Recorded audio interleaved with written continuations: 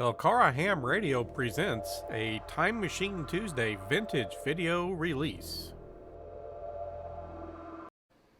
Hello folks, this is Chris, KY4CKP, and this week we're going to take a look in the HF Install in the Wife's Car project at how I mounted the radio and the components so they could fit easily in the vehicle, be removed from the vehicle, and wouldn't take up a lot of space or be visible in the vehicle. So that is what's coming up next on LCARA Ham Radio.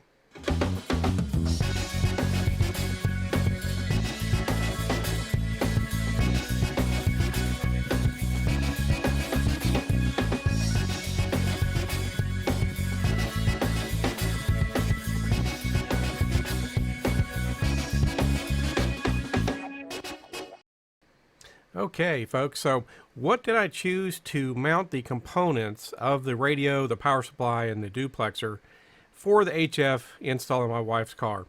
Well, I thought about it for quite a while and considered a lot of different products and components and decided to go with some HDPE. This is a very tough, heat-resistant plastic, and it's used in a lot of different industries and things. And decided to use this, although wood prices are had been way up, could have used plywood. But, my wife said you can put a radio in the car, but you have to keep it neat. You have to keep it out of the way, largely invisible or non-distracting. And so to keep with that theme, I decided to spend money on this HDPE. It's not super cheap. Of course, I got a pretty big, thick piece of it. But I wanted something that was not going to crumble away over time, was not going to have to worry about it getting wet, or damp, or it has good UV protection and capabilities, and just something that would last for as long as I wanted to use it. So as you can see here, I bought this piece 1 inch by 12 inches by 27 inches. Not really inexpensive. Now it's actually gone up in price, at least $10 since I purchased my piece. And it's probably overkill. I could have probably gone with maybe the 3/4 inch, maybe the 1/2 inch, but I just wanted to make sure I wasn't really going to have problems with sagging and bending and stuff. So I decided to go ahead and get the 1 inch. Now it's a pretty heavy piece of plastic, being that size. And then of course, once you put the components on there, but it's so far serving the purpose very well. I'm not going to have to worry about it. If I decide to take the radio out of the car and move it to a park bench and do some POTA or something with it, where I want to work outside the vehicle, if it's a nice day or something, it's not hard to do that. It only takes a couple of minutes to unhook a few things, and you can move it outside. So that's the choice I went with. You can see here it has some nice characteristics to it. Again, certainly there are cheaper choices out there, and some of those would be probably save you a little bit of weight as well.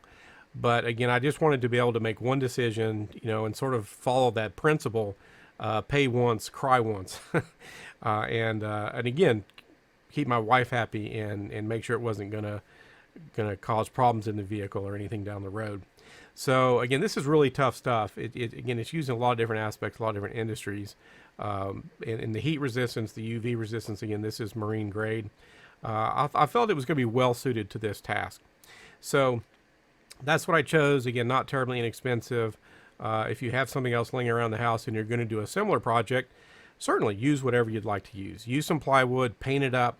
Then you just have some paint smell for a while at least, which I kind of wanted to avoid as well because we were going on a 10-day road trip as I was working on this project, and I didn't want to have to smell paint for 10 days or anything.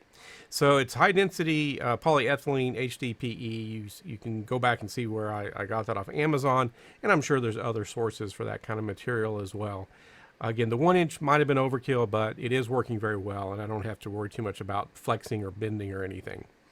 So here we can kind of see, as I was getting started on this phase of the project, largely what I did is I laid out those components on the board. Here it's a little bit later in the project. I've actually got some of the screws in and things, but you can see the layout that I went with. So initially, of course, I laid everything out. I used, as you'll see in a moment, I used a silver Sharpie just for better contrast. And I just laid out everything about where I wanted it visually. and then just made some marks where all the screw holes were going to need to go. And even though I had quote unquote self-tapping screws, as a lot of you will know, if you do a lot of projects, even with the so-called self-tapping screws, it never hurts to drill a pilot hole, especially in this kind of material. This is very, very tough material. It's easy to work with, though. You can use saws on it and drills on it and things. It is easy to work with, but it's pretty tough. And I pretty much knew the self-tapping screws were not going to cut it. So it was no big deal to just find a drill bit of an appropriate size that matched the screw shaft and drill some pilot holes. And then it went together very easily. And again, it's a very tough material, so those screws have a good amount to material to bite into and to have a good grip on. And again, it's not going to really nasty away the same way wood and things might, especially plywood and things are likely to do, especially if they get damp. Here in central Kentucky, we have tons of humidity, and it probably wouldn't have taken all that long for a piece of wood to start to degrade because of that. So here we can see the layout.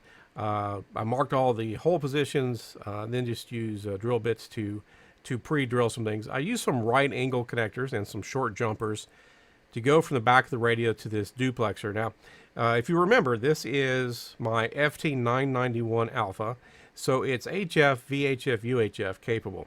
And so I used a duplexer to come off the antenna, the ATOS 120 Alpha antenna, Yaesu antenna, which the radio can tune directly. And I can bring in all of those different frequencies by having this duplexer. I can bring in the UHF, VHF, and the HF. So we have the cabling, the right angle connectors, the duplexer. Now the power supply, I didn't necessarily have to mount this power supply for this project. I actually got it with the radio because I got the radio used and hadn't used this power supply for anything because I had other power supplies for the shack. I mounted this for two reasons. The first was there is an AC outlet in the rear cargo compartment of my wife's 4Runner, and I was going to try to run the radio off of that, especially in the short time I had to get ready for the 10-day field trip we were taking to California. And then also, if I want to go and set out on a park bench or someplace and do POTA work and stuff, I got a power supply, and I can then hook it up to a portable power unit and use it that way, and still make sure I'm getting nice, clean, 13.8 volts and that kind of stuff. So I went ahead and decided to use the power supply for this project because I still have another one here in the shack, this sort of extra after I upgraded. So I'm not going to be short a power supply if a future project comes along. So here you can see I've marked the holes with a silver Sharpie. It gave me a really great contrast on the black HDPE. And again, just found a drill bit of an appropriate size to make a decent pilot hole. Now also you can see here, I knew I wanted to do a little bit of cable routing and so forth. And so I thought about that for a little while. And I remembered these kinds of clamps, these rubber lined clamps. So I just bought an assortment pack. I only needed 2 of these, but you know how it is. If you're going to buy some hardware, go ahead and buy some extra because there's a great chance you're going to need something similar to that for a future project, and it may save you a trip to Lowe's. Hopefully, the older I'm getting and the more trips to Lowe's I have made, the fewer trips I'll make in the future because you start to acquire various kinds of hardware and stuff for your collection. So I got these, and they work really well. I knew that I could put them in there, do some cable management, some cable routing, and prevent chafing and that kind of stuff because they are rubber lined. So you can see how I routed the power cable and the one main cable that goes out to the antenna there. Now this is sort of what I would call the top of the board. This is the radio, top side of the board. And you see I've got a couple of holes pre-drilled here. And the plan I had here was I have a couple of large black eye bolts, and I screwed them in here because to hold the radio up when the back seat is in the up position so people can sit back there, I've got a couple of heavy-duty rubber bungee cords that go around the headrest post and are going to hook into the eye bolts that go into these holes right here, and you'll see that in just a moment. And so that holds up the radio very nicely. They're heavy-duty rubber connections, and there's enough tension on there that there's not a lot of slop. And driving around and stuff, you're not going to have a problem with this thing just slinging around. So there's one of those heavy eye bolts that goes all the way through, the HDPE.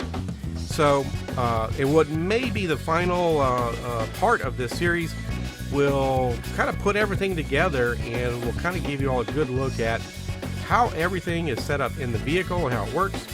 So this is Chris, KY4CKP for Lake Cumberland Amateur Radio Association, 73.